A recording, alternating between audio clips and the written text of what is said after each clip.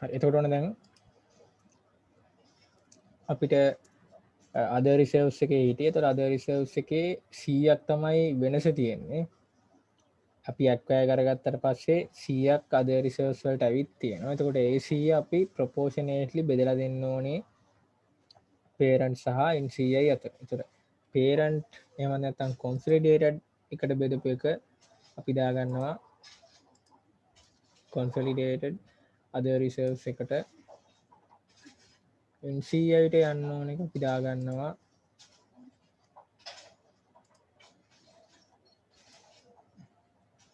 NCI ට.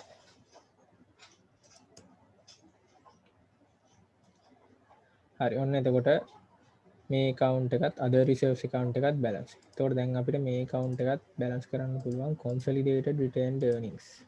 consolidated other reserves.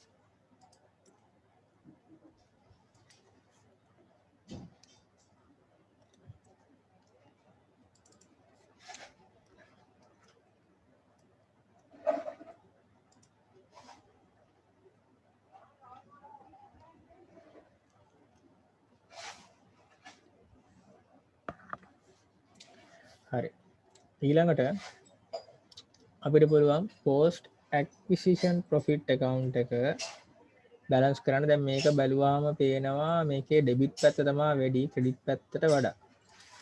එහෙම වුණොත් ඩෙබිට් පැත්ත බැලන්ස් එක දාගමු.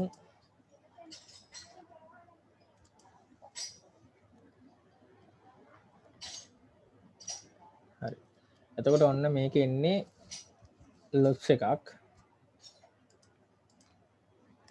එතකොට මේ loss එකත් අපි බෙදලා දෙන්න ඕනි කාටද? parent and subsidiary. එතකොට 180 20ට බෙදන්න ඕනේ. එතකොට අපි මේකෙන් 180ක් බැලුවොත් එහෙම 36යි. ඒකෙන් 120ක් බැලුවොත් එහෙම 9යි. එතකොට 36ක් ආවේ parent එහෙම නැත්නම් consolidation එකට යන්න ඕනේ ගන්න. එතකොට consolidation එකට යන්න ඕනේ 36. ඒ වගේම NCI ට යන්න ඕනේ 9. එතකොට 36යි 9යි 45යි මේකට 45 මේ වෙලාව යනවා. ඔයාලට ඕන නම් මේක එතකොට වෙනමම දාගන්නත් පුළුවන්. consolidated retained earning එකට මෙතන දාලා NCI දාලා 36යි 6 වෙනම දාන්නත් පුළුවන්. 45 එකපාර දාගන්නත් පුළුවන්. හරි ඔන්න එතකොට මේ account එකත් balance. post acquisition profit එකත් balance. ඊළඟට NCI එකත් අපිට balance කරගන්න පුළුවන්. NCI එකට තව එන්න දේවල් මුකුත් නැහැ.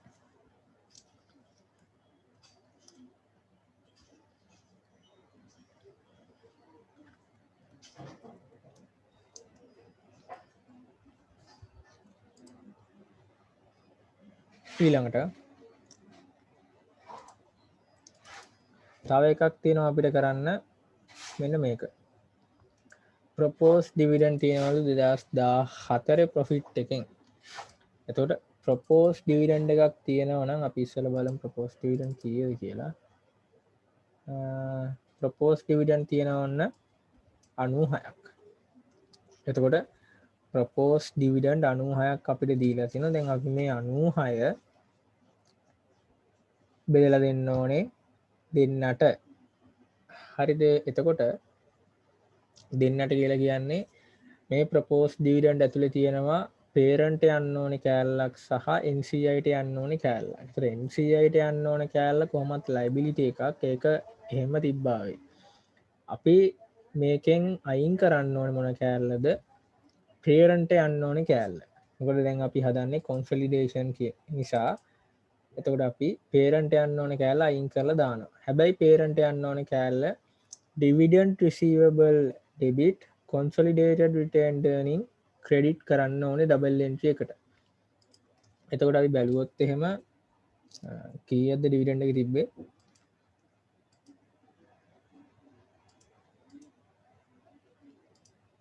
propose dividend 96යි. 96 නේ. 96යි. ඒතර 96ක් තමයි අපේ සම්පූර්ණයෙන්ම consolidated මේ dividend proposal එක තියෙන්නේ. ඒතර අපි ඒකෙන් 180ක් දාගන්න ඕනේ අපේ කොන්සොලිඩේටඩ් රිටේන්ඩ් earning වලට. ඒතර ඉතුරු කෑල්ල තමයි අපි තියන්නේ අපේ බැලන්ස් ෂීට් එකේ. ඒතර 76යි 780ක් තියෙනවා. ඒතර ඒක ඩිවිඩන්ඩ්.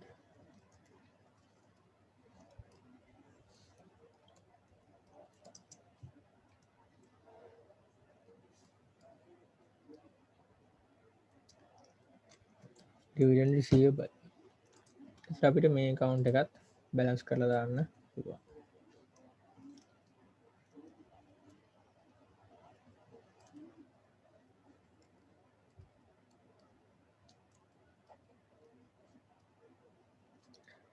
හරි මෙච්චරයි අපිට account හදාගන්න තියෙන්නේ. දැන් මේ එක account එකක් හරි මොකක් හරි ප්‍රශ්නයක් තියෙන එකක් තියෙනවා නම් ඉක්මනට අහන්න.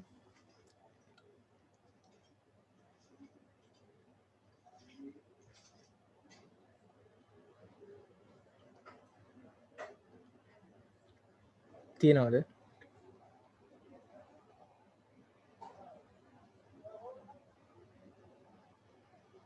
නැත්තම් තේරුණාද?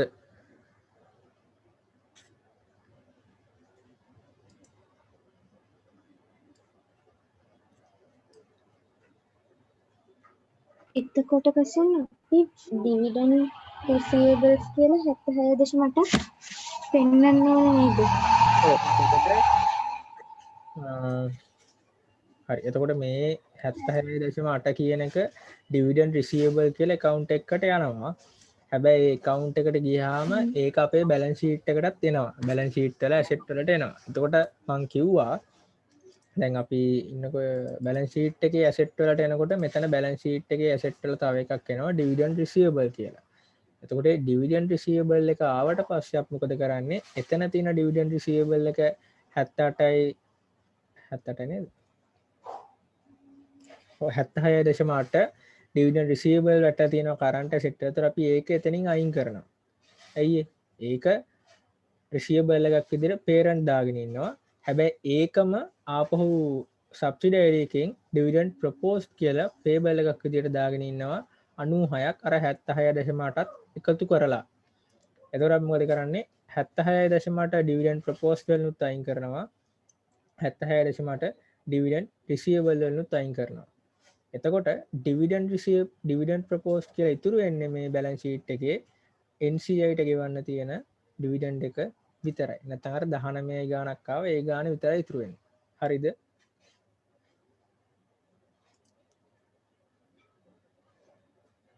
හරි. හරි. දැන් අපි එහෙනම් ඉක්මනට balance sheet එක හදාගමු. එතකොට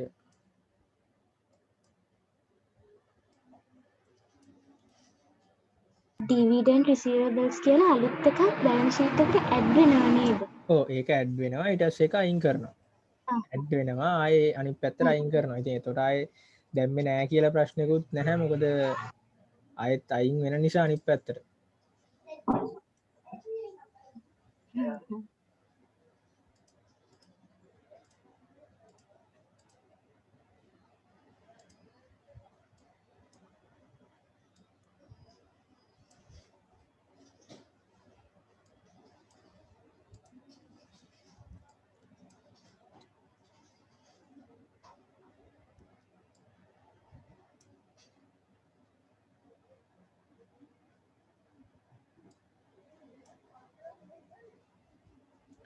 හරි.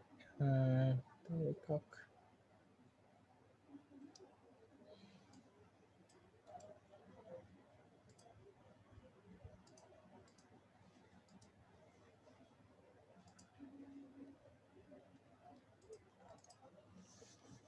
හරි. දැන් අපි ඉක්මනට පුරවන් යන්.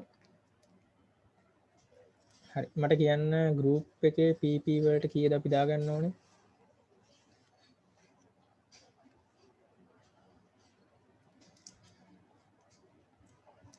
1500යි කීයද subsidiary එකේ PP?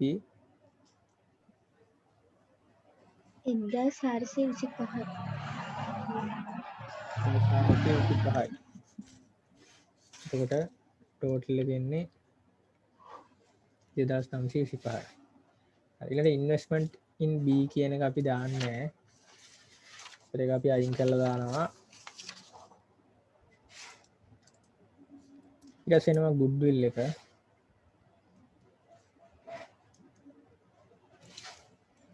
උතර goodwill එක විදිහට අපි දාගන්නවා 160ක් තියෙනවා. ඊළඟට 160. intangible asset.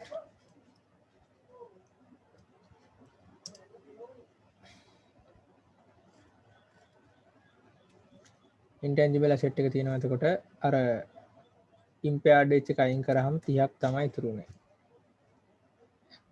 ඊළඟට inventory ගන්න පුළුවන් 250යි. trade receivable 270යි. cash and cash equivalent 80යි. එතකොට මම මෙතනට අර dividend receivable කතාව දැම්මේ නෑ. ඒක කොහොමත් අයින් කරන නිසා. නැත්තම් ඒක දාන්න ඕනේ. හරි. එතකොට අපිට එකතු වෙන්න ඕනේ කීයක්ද?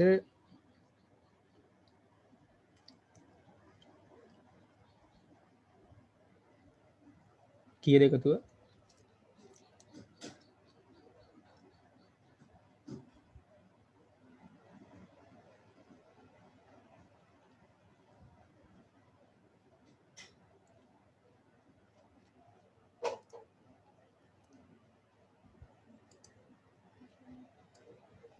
තුන්දා 715යි. හරි. 715. හරි. දැන් අපි ඊළඟ ටිකට යනවා.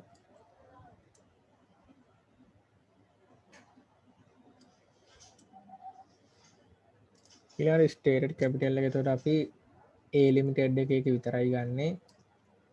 retained earning කීයද අපිට එන්නේ?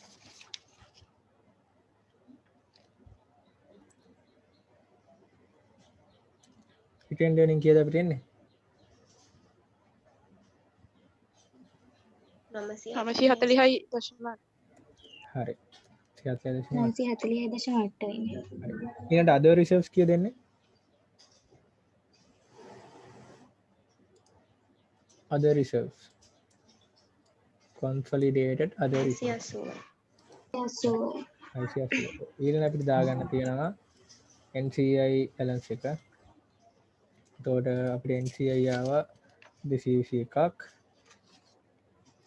ඊළඟට non current liabilities ඒක අපි එකතු කරලා දාගන්නවා. ඊළඟට trade payable තියෙනවා. trade payable එකතු කරලා දාගන්නවා 728යි. හරි. ඔන්න දැන් dividend proposed එකට එනවා. දැන් මේකේ ගන්නකොට එතකොට 126 සහ 96 එකතු කරලා ඒකෙන් අඩු කරන්න ඕන අපි අර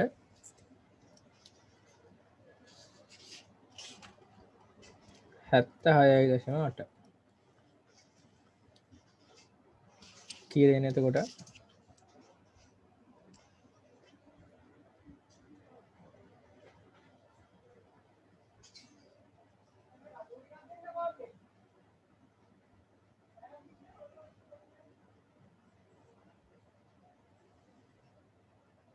කිය දෙන්නේ ඩිවිඩන්ඩ් ප්‍රොපෝස්ඩ් එකට?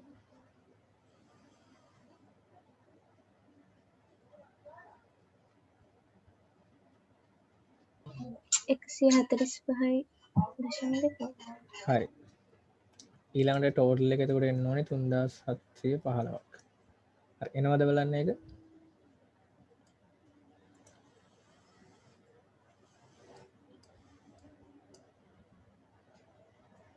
කසු පොඩ්ඩක් කර NCI account එක පෙන්නනවද? හරි.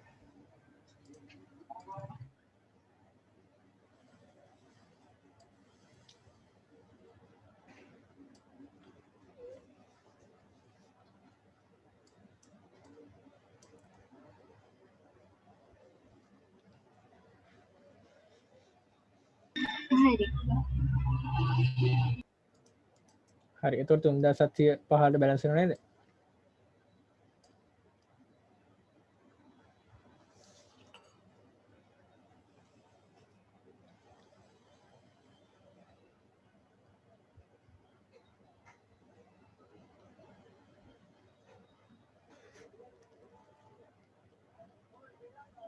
කසුන් PPE account එකක් පෙන්වන්නකෝ චුට්ටක්.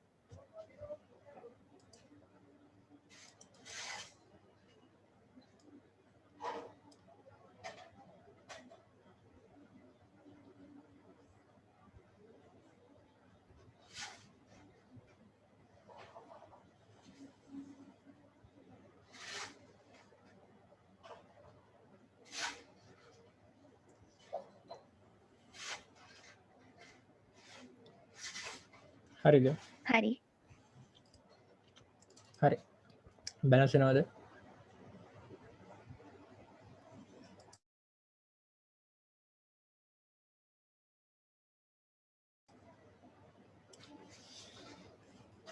බැලන්ස් වෙන්නේ නැද්ද?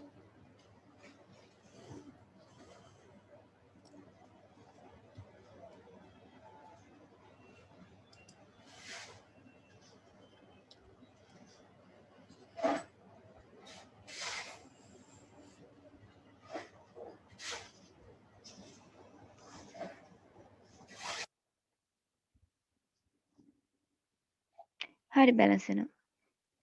හරි. එතකොට කාටද ප්‍රශ්නයක් තියෙනවද මේ සෙනාරියෝ 6 එකේ හදපු ගානේ? අසුන් කියන්න. පොඩ්ඩක් අර ඩිවිඩන්ඩ් ප්‍රොපෝස් එකේ කරපු ටික ආයෙ පොඩ්ඩක් කියාගෙන යනවද? හරි. මෙහෙමයි දැන් අපි ඒ කරේ. ස්ටෙප්ස් ටික. ඔව්. මුලින්ම අපි කරන්නේ අපිට දැන් ගානේ බැලන්ස් ෂීට් එක බලුවාම ඩිවිඩන්ඩ් ප්‍රොපෝස් එකක් දීලා තියෙනවා. කීයද? 96ක ඩිවිඩන්ඩ් ප්‍රොපෝස් එකක් පෙන්නනවා සබ්සිඩයිරි එකේ කරන්ට් ලයබිලිටිස් වල. A ලිමිටඩ් එකේ කතාව ගාව ගන්න B ලිමිටඩ් එක තමයි සබ්සිඩයිරි. ඒතර සබ්සිඩයිරි එකේ තියෙන කරන්ට් ලයබිලිටි වල ඩිවිඩන්ඩ් ප්‍රොපෝස් එක තමයි බලන්නේ. එතකොට මේ ඩිවිඩන්ඩ් ප්‍රොපෝස් එක දෙන්නේ කාටද? එකක් පේරන්ට් කම්පැනි එකට, අනිත් එක NCIට. මොකද හේතුව මේ කම්පැනි එකේ අයිතිකාරයෝ දෙන්න කවුද? NCI and parent. එතකොට parent දැන් මේ කම්පැනි එකේ අයිතිය තියනවලු 180ක්. එතකොට parent කම්පැනි එකට අයිතිය 180ක් තියනවා කියලා කියන්නේ අපේ 100ට කියන්නේ 96 තියෙන ඩිවිඩන්ඩ් ප්‍රොපෝස් එකෙන් 76.80ක්ම යන්න ඕනේ අපේ පේරන්ට් කම්පැනි එකට. එතකොට පේරන්ට් කම්පැනි එකට යන 76.80 අපි කෙලින්ම ගිහින් දාගන්න ඕනේ අපේ consolidated retained earnings වලට. මොකද consolidated retained earnings කියන්නේ parent company එකේ retained earnings නේ. ඒතර ඒක අපි දාගන්නවා ගිහින් ඒ account එකට. අයි අපේ ඒක income එකක් විදිහට recognize කරගත්තා. හම්බෙන්න තියෙන dividend එක income එකක් විදිහට recognize කරගත්තා. හැබැයි එතකොට අපි මේකට දාන double entry එක තමයි consolidated retained earnings credit කරලා dividend receivable account එක debit කරනවා. එතකොට dividend receivable account එක debit කරනවා කියලා කියන්නේ අපේ balance sheet එකේ අනිවාර්යයෙන්ම අලුත් account එකක් අලුත් line item එකක් එන්න ඕනේ current asset වල dividend receivable කියලා. හැබැයි අපි consolidation finalize කරනකොට අපි කියනවා dividend receivable වත් dividend payable වත් අපි තියාගන්න නැහැ කියලා. මොකද ඒකට හේතුව parent company එකට හම්බෙන්න තියෙන එක. හැබැයි ඒක සබ්සිඩයිරි එකෙන් ගෙවන්න තියෙන එක. එතකොට අපි parent company එකෙන් හම්බෙන්න තියෙන එකක් විදිහට පෙන්නලා ආයේ සබ්සිඩයිරි එකෙන් ගෙවන්න තියෙන එකක් විදිහට පෙන්වන්න එකේ තේරුමක් නැහැ. ඒ නිසා අපි කරන්නේ මොකද්ද? ඒක set off කරලා දානවා. එතකොට dividend receivable එක අයින් කරලා ඒ dividend receivable එකේ තියෙන ප්‍රමාණයෙන්ම dividend propose නැත්නම් dividend payable එකේ තියෙන ප්‍රමාණය අයින් කරනවා. එතකොට වෙනස තියෙන්නේ අපි dividend proposed එක බලනකොට proposed එකේ තියෙන්නේ parent company ට ගෙවන්න ඕනේ dividend එක විතරක් නෙමෙයි ඒකේ NCI ටයි parent company ටයි දෙකටම ගෙවන්න ඕනේ dividend එක තමයි පෙන්නලා තියෙන්නේ. එතකොට අපිට මෙතනින් අර dividend receivable එකට යන කෑල්ල නැත්නම් parent company ට ගෙවන්න තියෙන කෑල්ල අයින් කරන්න පුළුවන්. මොකද ඒක parent company එකේ receivable විදිහට දාලා මේක payable විදිහට දානකොට වැඩක් නැති නිසා. හැබැයි ඉතුරු dividend ටික ඒ කියන්නේ NCI ලට යන dividend ටික මෙතනින් අපිට අයින් කරන්න විදිහක් නැහැ. ඒතර ඒක අයින් නොකර ඒක අපිට තියාගන්න වෙනවා. ඒක නිසා තමයි 96න් 76.8ක් අඩු කරලා අපි dividend proposed එක ගත්තේ. මම මෙතන අර dividend payable කියන එක වෙනම ඉතින් පෙන්නුවේ නැත්තේ ආපහු line item එකක් අරගෙන ඒක දාලා ඉතින් ආපහු කොහොමත් ආයේ 0 කරන නිසා. හරිද? දැන් තේරුණා. හරි. එහෙනම් අපි ඊළඟ කෑල්ලට යනවා. හරි ඊළඟ කෑල්ල අපිට තියෙන්න ඕන unrealized profit. එතකොට unrealized profit බලනකොට මතක තියාගන්න ඕනේ unrealized profit එකක් කියලා කියන්නේ intercompany sale එකක්. intercompany sale එකක් කියලා කියන්නේ මොකක්ද? එක්කෝ parent company එක subsidiary එකට විකුණලා එක්කෝ subsidiary එක parent company එකට විකුණලා. දෙපැත්තටම යන්න පුළුවන්. parent company එක subsidiary එකට විකුණන්නත් පුළුවන්. subsidiary එක parent company එකට විකුණන්නත් පුළුවන්. එතකොට parent company එකෙන් subsidiary එකට හෝ subsidiary එකෙන් parent company එකට විකුණනකොට අනිවාර්යෙන්ම company එක මොකක් වුණත් parent උනත් subsidiary උනත් එයාලා ඒ profit එකක් තියාගන්නවා. මොකද parent company එක තමන්ගේ subsidiary එකට දෙනවා කියලා parent company එකෙන් මට මේකෙන් profit එපා කියලා කියන්නේ නැහැ. එතකොට එයා ඒකේ profit එක තියාගෙන තමයි profit එකත් add කරලා තමයි subsidiary එකට විකුණන්නේ.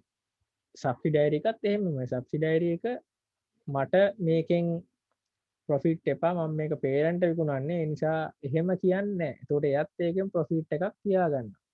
එතකොට parent company එකට වික්කත් parent මේ subsidiary එකට වික්කත් profit එකක් තියාගන්නවා. subsidiary එක parent වික්කත් profit එකක් තියාගන්නවා.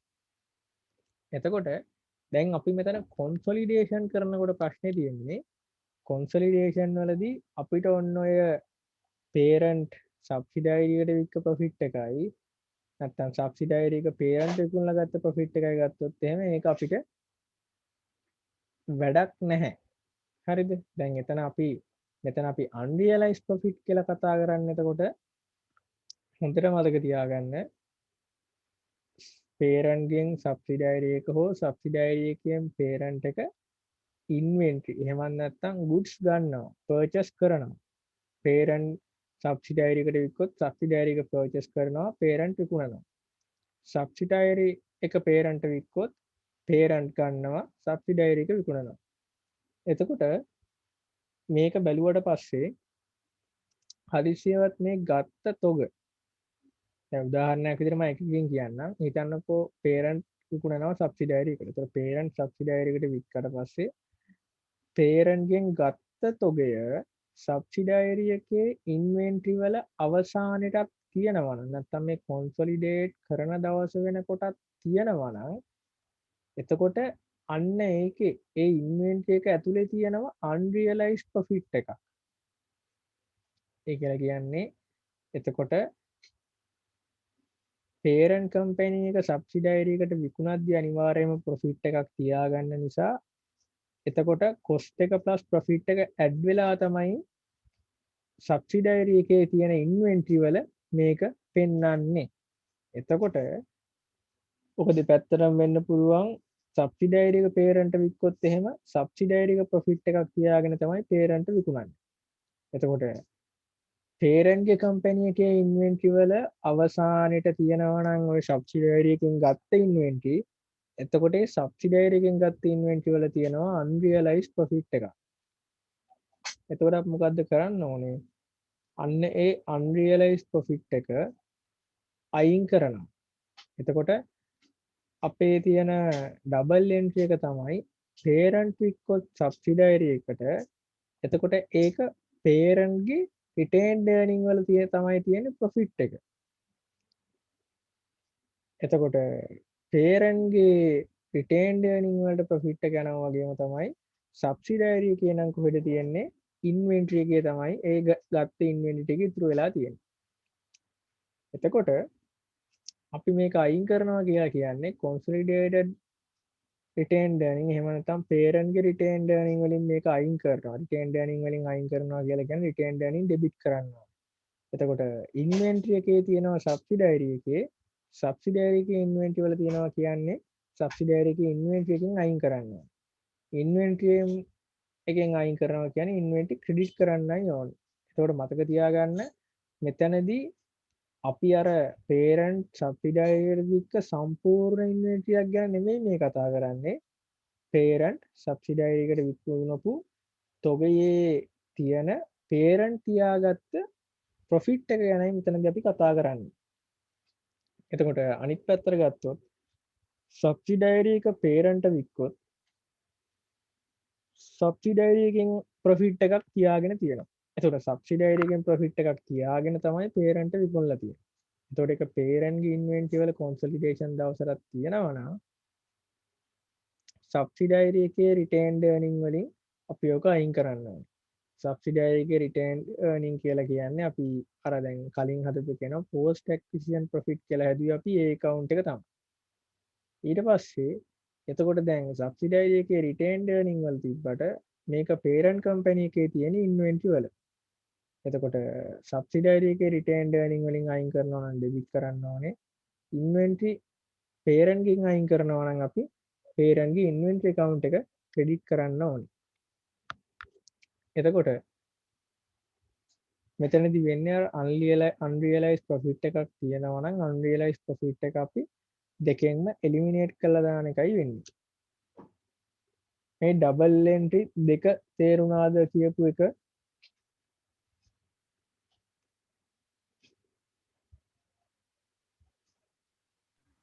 තේරුණා. හරි. දැන් තව දෙයක් මතක තියාගන්න ඕනේ. දැන් අපි මේ unrealized profit එක ගැන කතා කරනකොට unrealized profit එක අපිට calculate කරගන්න පුළුවන් වෙන්න ඕනේ.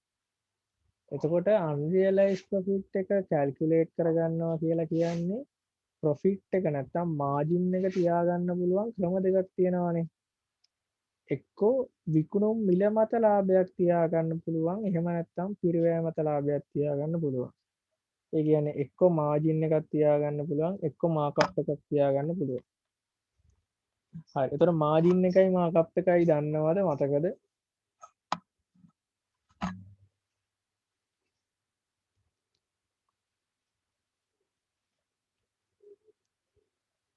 හරි. මට net mini කියන මාජින් එක කියන්නේ මොකද්ද කියලා? මාජින් එකේ net profit එක බලන්නේ මේ sales වලින්. හරි. මාකප් එකේදී cost එකෙන් බලන්නේ. අන්න හරි. එතකොට sales price එක 100ක් කියලා හිතලා තමයි අපි profit එක තියාගන්නේ. මාජින් එකේදී. මාකප් එකේදී නම් cost එක 100ක් කියලා හිතලා තමයි තියාගන්නේ. එතකොට මතක තියාගන්න ඕනේ sales price මේ margin එක සහ markup එක කැල් කරන විදිය. මොකද අපි මේ විකුණලා තියෙන inventory වල තියෙන unrealized profit එක compute කරගන්න නම් ඒක දැනන් ඉන්න ඕනේ. හරි. එතකොට ඒක මම පැහැදිලි කරන්න ඕනේ නැහැ. ඒක margin එකයි markup එකයි නම් දන්නවනේ. ඒ නිසා ඕනේ නැහැ. හරි. එතකොට තව දෙයක් තියෙනවා. මෙතන දැන් මේ subsidiary එකෙන් parent වික්කොත්. හරිද? subsidiary එකෙන් parent වික්කොත් මං කිව්වා මේ subsidiary retained earning කියලා සාමාන්‍යයෙන් අපි දාන්නේ කොහෙටද මේක post acquisition profit එකට. එතකොට post acquisition profit එකට මේක දැම්මොත් මේක affect වෙන්නේ කාටද? parentද NCIටද එහෙම නැත්නම් දෙන්නටමද?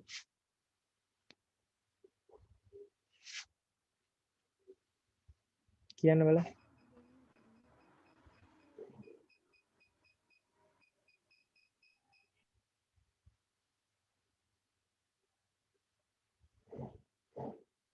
subsidiary retained earnings එහෙම නැත්නම් post acquisition profit account එකට මේ entry දානවා නම් ඒකෙන් affect වෙන්නේ parent company එක විතරක්ද නැත්නම් NCI විතරක්ද නැත්නම් දෙන්නමද?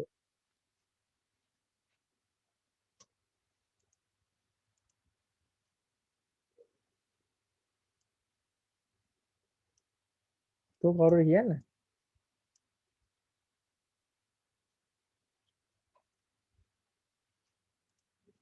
දෙන්නට දෙන්නටම.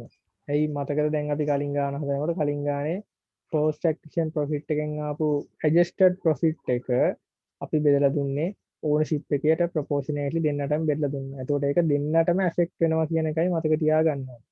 subsidiary retained earning account එකට එහෙම නැත්නම් අර post acquisition profit account එකට මොනවා හරි වෙනවා නම් ඒක subsidiary parent කියලා නෙමෙයි subsidiary මේ parent NCI කියලා දෙන්නටම affect වෙනවා එකපාර. හරි. අපි ඉක්මනට ඊළඟ එකට යන්න. හරි. දැන් මෙතන තියෙනවා intercompany receivables and payables. intercompany receivables and payables කියලා කියන්නේ මම ඉස්සෙල්ලා කිව්වා intercompany sale තියෙනවා. ඒ කියන්නේ සබ්සිඩයිරි එක එක්ක පේරන්ට් විකුණන්න පුළුවන්. එහෙම නැත්නම් පේරන්ට් සබ්සිඩයිරි එකට විකුණන්නත් පුළුවන්. එතකොට මේ දෙකෙන් මොකක් වුණත් ණයට වුණොත් මේකට වෙනවා පේරන්ට් සබ්සිඩයිරි එකට ණයට වික්කොත් මොකද්ද වෙන්නේ? පේරන්ට්ගේ accounts වල තියෙනවා රිසීවබල් වල සබ්සිඩයිරි එක. ඒ වගේම තමයි සබ්සිඩයිරි එකේ තියෙන liabilities වල තියෙනවා payable වල parent company එක. එතකොට ඒක අනිත් පැත්තට වුණොත් parent company එක ගත්තොත් සබ්සිඩයිරි එකෙන් අයට සබ්සිඩයිරි එකේ තියෙන්නේ receivable trade receivable වල තියෙනවා විකුණුවා කියලා parent company යට ණයට. ඒ වගේම තමයි parent company එකේ trade payable වල තමයි තියෙන්නේ ගත්තා කියලා. නැත්තම් ගෙවන්න ඕනේ කියලා සබ්සිඩයිරි එක දාලා. එතකොට මෙතනදී කරන්න ඕනේ අන්න ඒක අයින් කරනවා. දැන් අර මම කලින් කිව්වා proposed dividend receivable payable කපලා දානවා කියලා. ඒ වගේමයි මේකෙත් parent subsidiary එකට ගෙවන්න තියෙනවා නම් subsidiary එකෙන් මේ subsidiary එකට parent ගෙන් හම්බෙන්න තියෙනවා නම් අපි මේ දෙක set off කරලා දානවා. ඒ වගේම තමයි parent හම්බෙන්න තියෙනවා නම් subsidiary එකෙන් ගෙවන්න තියෙනවා නම් ඒකත් අපි set off කරලා දානවා. මෙතන මතක තියාගන්න parent company සහ subsidiary company අතර වෙච්ච transaction වලට අදාළව විතරයි මේක කරන්නේ. නැතුව parent company එකේ තියෙන trade payable එකයි subsidiary එකේ trade receivable එකයි set off කරනවා කියන එක නෙමෙයි කියන්නේ. මෙතනදී කියන්නේ parent company එකෙන් subsidiary එකට කරපු sale එකක් හෝ subsidiary එකෙන් parent එකට කරපු sale එකට අදාළව තියෙන trade receivable trade payable set off කරනවා කියන එකයි කියන්නේ. එතකොට journal entry දෙකක් පාවිච්චි කරන්න වෙනවා. එකක් subsidiary එක ගෙවන්න තියෙනවා නම් parent, අනිත් එක parent ගෙවන්න තියෙනවා නම් subsidiary එකට.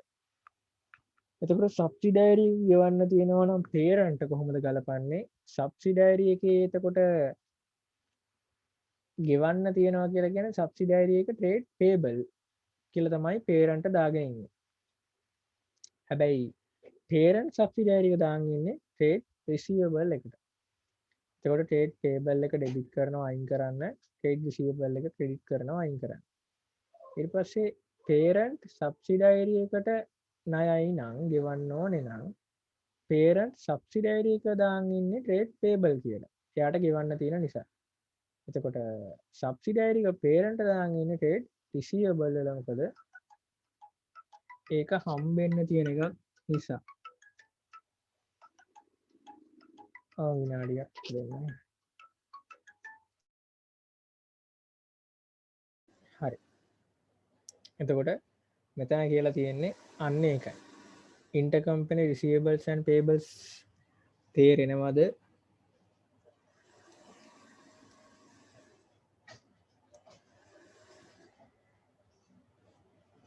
තේරුණාද? මේක ගාන කරද්දි තමයි හරියටම තේරෙන්නේ. දැන්ට double entry එක සහ මෙහෙම දෙයක් තියෙනවා කියලා ලෝඩ් දාගන්න. තේරුණාද? තේරුණා. හරි. ඉක්මනට යන් ඊළඟට තියෙන අවසානට අපිට impairment of goodwill. ඒතර impairment of goodwill කියලා කියන්නේ අපේ goodwill එක impair වෙලා. ඒතර මේකත් අපි goodwill එක impair කරන්න ඕනලු LKS 36ට අනුව. එතකොට goodwill එක impair කරනකොට ඔන්න අපිට දීලා තියෙනවා ක්‍රම දෙකක් තියෙනවා. goodwill එක calculate කරන්න අපි මොකද්ද පාවිච්චි කරන ක්‍රම දෙක?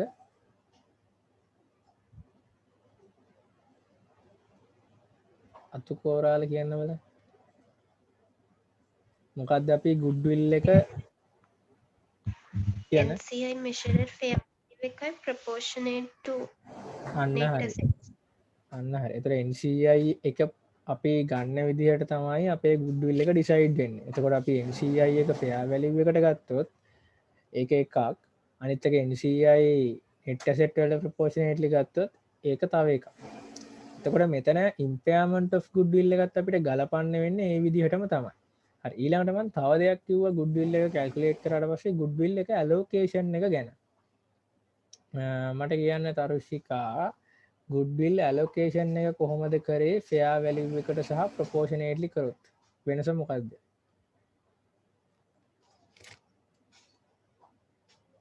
අඩි මතක නෑනේ ඒක නම්. හරි මතක කෙනෙක් කියන්නේ නැහැ. ෆෙයා වැලියු එකට NCI මෙෂර් කරොත් කොහොමද ඇලොකේට් කරේ?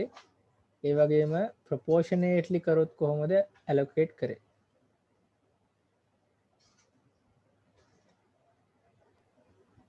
එයා වැලියකට කරොත් සබ්සිඩියරිටයි පේරන්ටයි දෙන්නටම නේද?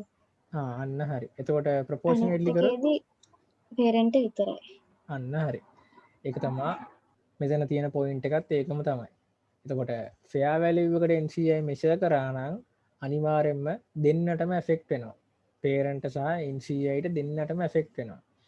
එතකොට ප්‍රොපෝෂනේට්ලි net asset වලට නම් අපි වැලියු කරේ මෙතනදී අපි කෙලින්ම දාන්නේ පේරන්ට විතරයි. එතකොට මෙතන බැලුවාම පේනවා ඩබල් එන්ට්‍රි එක NCI ෆෙයා වැලියු වලට මෙෂර් කරලා තිබ්බොත් එහෙම අපි ඒක දාන්නේ සබ්සිඩරි රිටේන්ඩ් earnings. හරි. දැන් මම කිව්වා ෆෙයා වැලියු එකට මෙෂර් කරොත් එහෙම අපි දෙන්නටම ඇෆෙක්ට් වෙන්න ඕනේ. එකක් පේරන්ට අනිත් එක NCIට දෙන්නටම ඇෆෙක්ට් වෙන්න ඕනේ. එතකොට ඒක තමයි මම කලිනුත් කිව්වේ සබ්සිඩරි රිටේන්ඩ් earning එහෙම නැත්නම් post acquisition profit කියන account එකට මොනවා හරි යනවා කියලා කියන්නේ ඒකෙන් දෙන්නටම ඇෆෙක්ට් එකක් වෙනවා. මොකද ඒකෙන් අවසානට එන ප්‍රොෆිට් එක අපි දෙන්නටම තමයි බෙදලා දෙන්නේ ප්‍රොපෝෂනේට්ලි. ඒතර NCI ෆෙයා වැලියු එකට මෙෂර් කරොත් මතක තියාගන්න සබ්සිඩරි රිටේන්ඩ් earning නැත්නම් post acquisition profit එකට තමයි මේ එන්ට්‍රිය යන්නේ. ඒ වගේම goodwill account එකට මේ එන්ට්‍රිය යනවා. ඒ වගේම NCI net asset වලට ප්‍රොපෝෂනේට්ලි කැල්කියුලේට් කරලා තිබ්බොත් ඒක අපි දාන්නේ සබ්සිඩරි රිටේන්ඩ් earning නෙමෙයි consolidated retained earning. මොකද මේක බලපාන්නේ පේරන්ට විතරක් නිසා. හරිද ඒක? අයිඩියා එක ආවද? හරි. හරි. එහෙනම් අපි යන් ඊළඟ ගානට activity 1